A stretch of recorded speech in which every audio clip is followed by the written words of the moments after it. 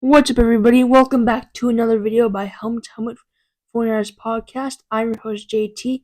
My co-host is my dad. Good to be here, JT. First, don't forget to like, And subscribe. cue the intro music.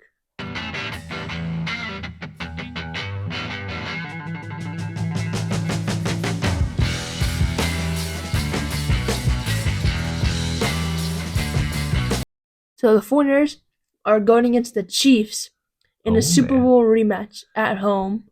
Oh, man. And against the refs. Yeah, exactly. It's the refs, not the Chiefs. Man, it's been a while. No, actually, it hasn't been a while. We just played them, right? Yeah. But this has been a thorn in our side for a while. So,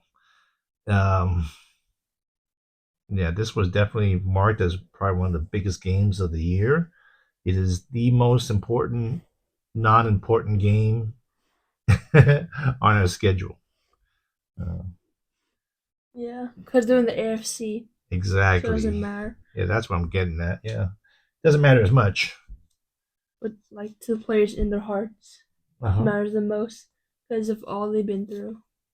You hit it right on the head, JT. And Ricky Pearsall. Wait, I won't talk about it yet.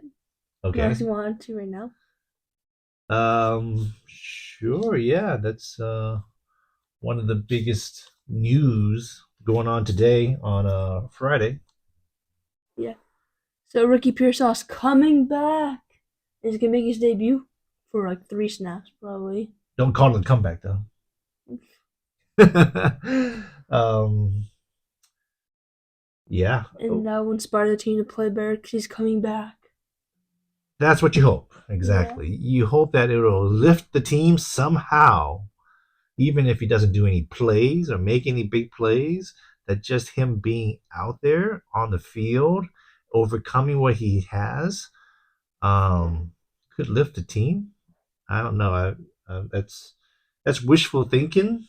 In my belief. I mean, it's great, but it doesn't solve the Mahomes problem, or the Andy Reid problem, or the what's the defensive coordinator's name again? Spagnola's problem, right? Yeah. That's all some real life on the field problems that not even an uplifting story by Pearsall can help. Needs to be done on the field, and maybe that uplift will help them play a little bit better, and that might be enough. Who knows? It's Yeah. immeasurable. And the game will decide if the Niners are contenders or pretenders. Kind of true. I mean, this is the litmus test against the very best, the Super Bowl champs. Ugh, you know, it is a big measuring stick, and a win today will mean so much to them moving on to the next game and the rest of the season. That's why it's an important, not important game in this season. It is very important in the minds of the team, right? Yeah. That they can beat the best and that they can be the best. So if the time comes down the line and we meet each other again, we'll know that we can beat them. If the Chiefs win again, that doesn't look well for the Niners moving forward. Yeah. In a way, it is a pretty important game, like you said, and like I said, it is a measuring stick, a very important one right now. Yes, hope the special teams doesn't cause the 49ers the game like the last time. But this time, Jake Moody won't stop the Niners from winning the Super Bowl. It'll be Andres Carlson, the new kicker the Niners signed to the practice squad. And he's probably going to play because Jake Moody's obviously injured. And last game, Matthew Wright also got injured, and he's going to be put in IR. Yeah. In my opinion, we should have just released him because he's played one game. I don't know why he's like worth that IR spot. And by the time he's ready to come back, Jake Moo's gonna be back, so I don't know why the Niners put him on IR. Hmm. That is a very good point. Why not just cut him? Maybe there's a rule that says you can't. I don't know, but yeah, they could just cut him, create a roster spot, and sign on Andre Carlson. Maybe he's He's so not. Maybe bad. he's not on an active roster, Carlson, and he's just an activation from the practice squad. Maybe I don't know. Who That's else gonna tricky. play? Yeah, I don't know. And then maybe they're expecting Jake Moody to come back after the bye. So one more game, and then the bye week, and then Moody comes back. Yeah, I don't know. I'm not sure. Doesn't seem like there's any good kickers out there. No Brandon Aubreys or anything just hanging around. We gotta pick the leftovers, and Carlson does not have a strong leg. He is not as good as Wright or Moody in his field goal percentages. Like he's in the 80% for field goals, and his extra points too are, I think, was not that great. So there's a reason why he's not on a roster. But Yeah, yeah, he missed the kick against the Niners in the divisional round. yeah. You Just you cause. mentioned that one. Um, let's see. What else we're going to talk about with this game coming up? Let's talk about the injuries. That is really important because some players will not be able to play at all. That you know. So, what does the injury report say, JT? So Jawan Jennings down, unfortunately. This means maybe some rookie could play Yeah, Jennings has a hip injury from that hip was drop tackle. that was bugging him. I think the last game, but right now he's out. So yeah, there is a spot. Of course, Conley's still on the Ronnie Bell still hanging around. Trent Taylor. We have other wide receivers, but like you said, they did activate Pearsall, so he could be the one that replaces Jennings' slot position type of routes and plays. I don't know. What do you think? I mean, Shanahan and his rookies. ah, It's he- pretty obviously gonna be Chris Conley, in my opinion, because who do you think Sam would rather have a veteran who's been in the team for I guess kind of a while and knows the system, or a guy who's coming off as shooting or getting shot and he's a rookie? and he pretty much had almost no training camp because of injury, bad shoulder and all, and he had no preseason.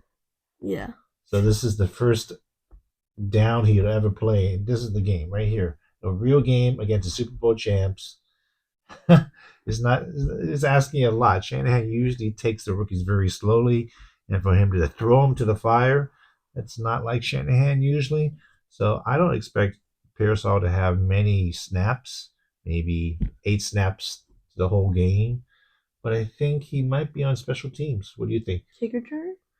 Kick returner, but I think he was doing a lot of punt returning when he was in the training camp. I think counts fine, right? I got the one muff, but like I'm fine otherwise. Besides slipping, Slipping, yeah. Change those cleats, man. Jeez. I don't know. I've been reading things about punt returns. I mean, if you could do kickoff returns, that'd be pretty cool, I think. I think that'd be pretty cool. I would like him to do that. I don't know if he can or is comfortable or is practiced enough to do that role. So, um, how do you think he's going to do? Is he going to get much play and get any targets? Like, do you know how many targets Cowling has in 6 games? this is 0. Zero, exactly. He has not been thrown to once. So to think Pearsall, who has no training camp, pretty much no preseason, would just come in and start getting all these targets, snaps and targets. Yeah, no. That's not Shanahan's way. But maybe he likes Pearsall a lot. He's been saying a lot of good things about him and his practice ethics and stuff like that, work ethics, stuff like that. So maybe he has a few things planned for him. I don't know. We'll have to see. So I hope he does well. I'm not thinking that Pearsall is going to get a lot of play, but as long as he's out there, that's a great first step for him and a great first step for him to start contributing to the team moving forward. Yep, he plays. But yeah, let's continue on the injury report. Oh yeah, sorry, a I'm not shocked at little Pearsall. sidetracked. Yeah, also Jake Wright, or sorry, Jake Moody and Matthew Wright are gonna play, and Mm-hmm. the players that are questionable is Kevin Givens and Daryl Luter. Ludo hasn't gotten much play at all. I think I It's don't a remember. gunner. I don't. Yeah, I don't remember his name or seeing him on the field much at all for the whole season. Kevin Givens has been uh, a godsend that he was able to help us and get sacks and pressures. He's been playing pretty well. So I'm happy that he's questionable. I think he'll likely will play. So that's good. Our D line is kind of thin. Yeah, but the Canadians have a great defensive rookie of the year candidate named Evan Anderson. He has been doing well in the few snaps that he has had. So I've heard his name a lot actually in other podcasts. So you're not the only one that's high on him. He's looking pretty good to a lot of other people too. So I hope he's a diamond in the rough. Yeah. And then for the Chiefs, the players that are questionable, or the one player that's questionable, is Juju Smith Schuster. I heard he's probably going to play for my fantasy football uh, advice. luckily, you're not starting him, right? Not right now. No, he's not on the starters. He's not one of my starters. And then the Chiefs are also without Isaiah Pacheco and Rasheed Rice. Yeah, those are some big players that they lost. Yet they are still 5-0. So How? that just shows, I think, the coaching is excellent. The leadership and the team is excellent. So no matter what happens, your starters fall off. It's like us losing Ayuk and Christian McCaffrey and still going 5-0.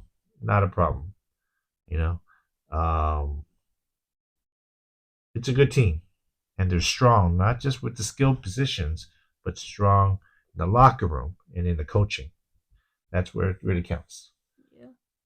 Yeah. Yeah, so they've been able to avoid any pitfalls. They haven't been playing great offensively, probably, and their defense has probably um, helped them with this undefeated season more than the offense.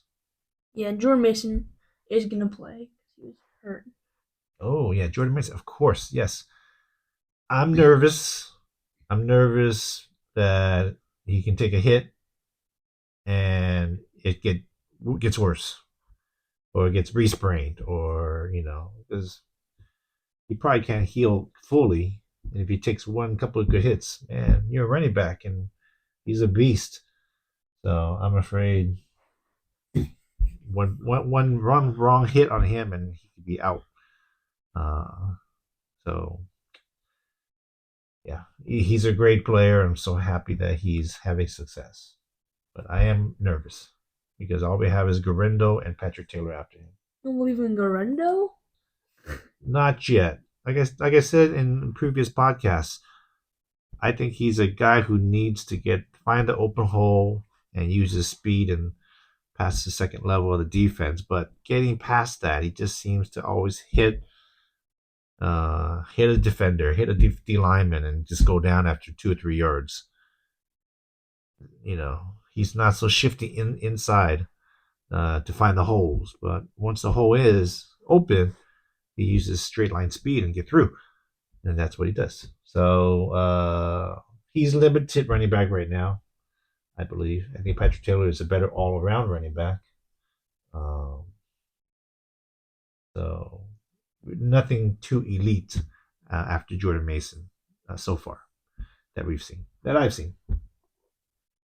And also, do you think Mahomes is having a down season because his numbers aren't that good? Yet he's 5-0. Like I said, JT, it's like it's a defense. I think the defense is helping them, dragging them towards this 5-0 record. Like you said, Kelsey has not had a good season. Pacheco is out. Rice is out. Mahomes, he's thrown for 6 touchdowns and 6 interceptions. That is a terrible ratio. Terrible. And I think he has a QB rating of what 0.9. 88.9. Yes. Okay. So yeah, I don't.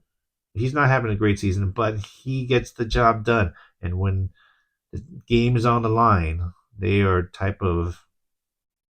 you know type of team to be able to come back. As we know, painfully we know how Yeah. that is, and he keeps doing it, and that's in his DNA. So yeah, no, he's not having a great season, but he doesn't need to for this team to win. The way it's built and his ability to come back and the defense playing strong, that's all you need right now for now. Yeah. But how do you think the Niners can beat the Chiefs? Because I think the way the Niners can beat the Chiefs is if they keep running the ball. Because in the other two Super Bowls that the Niners have gone against the Chiefs, the Niners have stopped running the ball a bunch of times, like maybe in the third quarter, and we've Yeah, been like striking out on like downs. yeah, that's something that people have complained about Shanahan for years, that he always gets nervous and gets away from the run and forgets about the run and just puts it on the quarterback, pass after pass. And it's true from what I've seen and what I've heard from other podcasters. This is a thing about Shanahan. He doesn't trust his run game, and then he'll go away from it. Instead of controlling the game, he'll get flustered and call a bunch of pass plays, and it'll be 3 and out, and with no time run out, and things like that. So, if he's such an innovator and such a genius, he needs to be able to get over this hump, which is Spagnuolo's defense. Um, he gets close, that's for sure.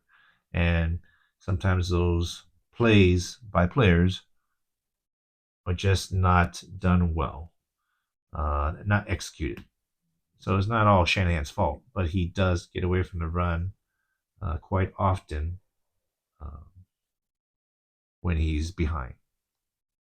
Even if it isn't working that well, I feel like you still run the ball at least once. Yeah, yeah. Or even if he's leading, he still gets off just like that Super Bowl again when he was with the Falcons.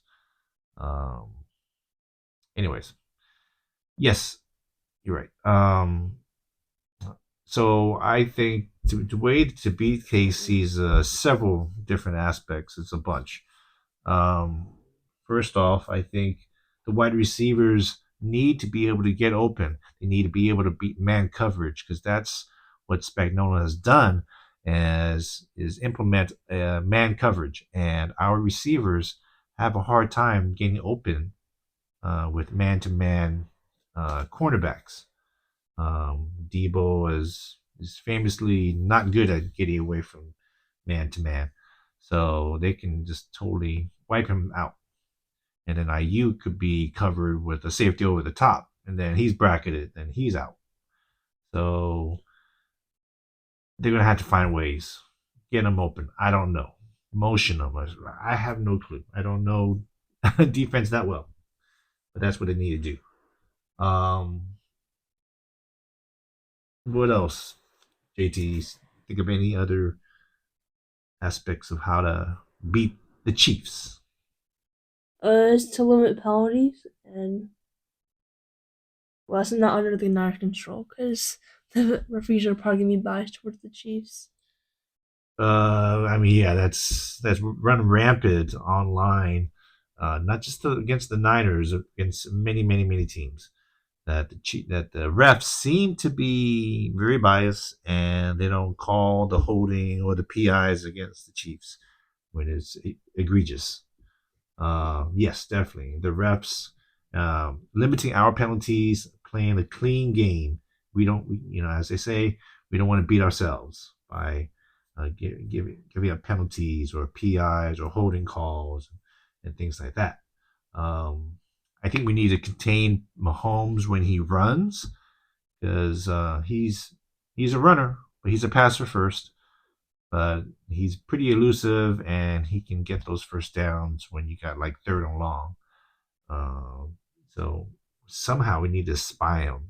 It's easy to say, oh, just get a safety or Fred Warner or spy him, but it doesn't always happen. Warner has to do something else, or it's a play action, or he needs to cover Kelsey.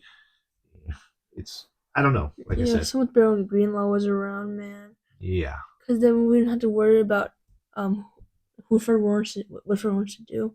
exactly. If we can Contain just clone Mahomes. Fred Warner and have 3 Fred Warners on it, that'd be awesome.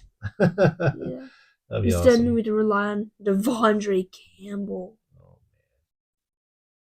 Okay. Other thing to ways to BKC special teams. Don't lose it for us. That means get tighter on coverage. Don't allow big returns. Uh, don't let fake punts fake us out. Don't let the kicker tackle the returner. Yeah. Yes. Exactly. Although I heard Andre Carlson's a pretty good tackler, so I think that's why they hired him because he could be the tackler. Yeah, how good I of a hope he's tackler is as he? good as prime Pat McAfee when he was just knocking people out with his tackles. Yeah, that's good. Um, yeah, a few other things. Red zone efficiency. Got to be better red zone. Touchdowns over field goals, right? Yep, and I don't believe in Andres Carlson. I don't trust him, and I don't think Carlson does either. It's hard for your third string kicker, say, to be trustworthy of this person who just comes right in. Yeah, there's not much trust. I think if it's like a 40 mid 40 yarder, he'll go for it pretty easily. Um, 50 yards. no, 40. Huh? Well, I was just saying, once it hits 50, you just never Yeah. know about these kickers. Um, and most important, I think, is just be aggressive, have Shanahan be aggressive. Those fourth downs, not try and go for it. Fake punt it if it's 4th and 1. Just, just do all you can, and don't be, what do you call it when people know what you're going to do? Predictable? Predictable. Don't be predictable. Be aggressive. Surprise the Chiefs. Put your foot on the gas and be aggressive. Because we need scores, we need touchdowns, we need to get a lead, a big lead, a multi-score lead in the fourth quarter. That's what we need. Don't you think, Yeah. JT? Yes. All right, I'm done with that. What else we got, Let's JT? go through the matchups. Okay. Debo versus Trent McDuffie.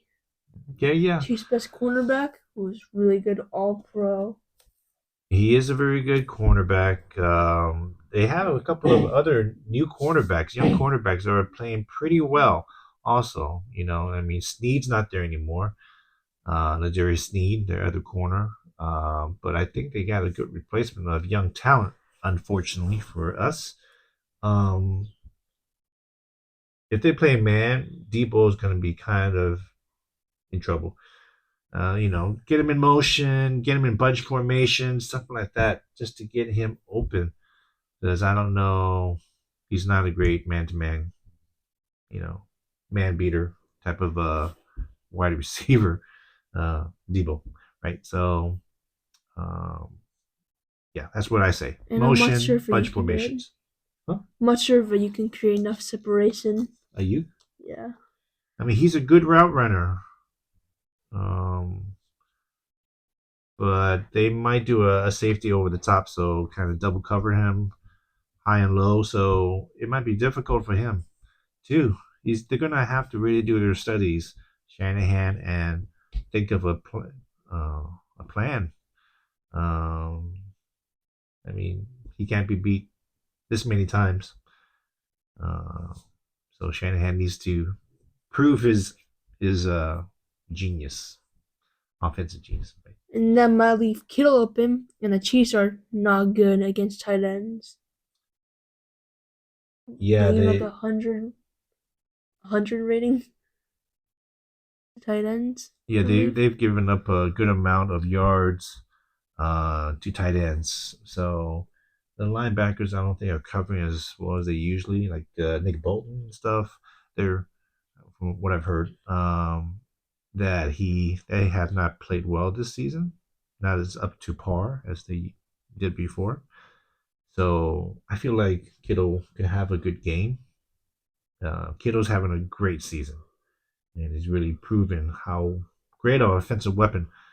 I don't know why Shanahan just phases him out for long periods, for games. Well, he's not doing that Kid, anymore. well, yeah, but what's taking so long? Why does Shanahan do that in the first place? We always knew Kittle was great and was a great offensive weapon, and sometimes he is an afterthought and would get like one pass or two targets a game. He's too important and too great of a player to just have him block or be a decoy. So I'm hoping Kittle keeps rolling, and I feel like Kittle can be maybe the top offensive weapon for us in this upcoming game. Yep. And then Fred Warner versus Travis Kelsey. Travis Kelsey, I would say, is the second biggest weapon for the Chiefs. Juju could be first. Yeah, you could be right. Um, Kelsey is not having a usual season for sure, not a dominating guy, but you can't discount Mahomes and Kelsey's connection. And they always come up big in the big games. And I don't know if they think this is a big game to them, but maybe it is to them. So maybe they'll have some magic happening. So Fred Warner is having maybe a defensive player of the year type of year about all pro Fred. You would always hope that he would be able to cover. He's the best cover linebacker we have, maybe one of the best in the NFL. Um, I don't know how they're going to play him. They're going to play him zone. They're going to play him man. I don't know.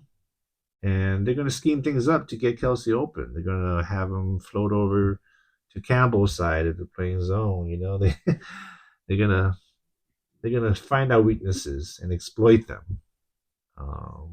But then Nick Sorson will have his hands full to trying to call a good defensive scheme play. So I hope Fred Warner can come out on top in this one too. Kelsey's not having a great season, but like I Yeah. said, he's always been a thorn in our side. I hope Fred Warner plays man against Travis Kelsey because Travis Kelsey, I believe in zone. He always finds the spots, and we're Yeah, always wondering how he's so open. yeah. You're totally right. But we can't play man all game. It's the times when we do play zone is when Kelsey can. Hey, they're playing zone. They're not. You know. So that's we're not gonna play. We're gonna play zone a lot too, and those are the times when they can exploit it. And then another matchup is Xavier Worthy versus Charvarius Ward, wide receiver versus cornerback. Do you think Charvarius Ward can keep up with Xavier Worthy's speed? No, no. Javarius Ward has not been on his game this year. Maybe as last year, his All Pro year, he might, but something's up. He's not keeping up with many receivers, let alone the fastest man in the NFL. What a label that is, huh? Um, Yeah. no, I don't think he can. Nobody can. Very few can. Um, I think we'll just have to get some help over with the safety. I don't know, but Worthy is a scary guy. How they implement him. maybe jet sweeps, something like that. Use his speed. Yeah, you got to appreciate a coach that will play his rookies and use their skill set to the most, Yeah, to the max. because he has like a couple rushing touchdowns this season already. Yeah, the first game of the season, he had an end around or something or a jet sweep that he ran all the way for a touchdown. So yeah, good for them. But hopefully we can. He has only averaged Worthy's average maybe 35 yards per game this season. So he's not a whole team beater all by himself. But it's those one or two big plays that can just break the back of a defense. And the last matchup is Dominic Pooney versus Chris Jones. That sounds like a good one, huh? Yeah, that's a big test for Pooney. It is. It totally is. And Chris Jones is one of the best defensive tackles in the NFL. If Pooney can hold his own, he has been playing at a amazing level right now as a rookie. I think he's what did I tell you? He's eighth in the NFL for guards. Oh yeah, eighth best guard in the entire NFL. Yeah, and that's for what, two guards per 32 64 team, guards. 64 guards. He's eighth out of 64. So that is an amazing feat by a rookie who never played right guard in college. That's the amazing thing too.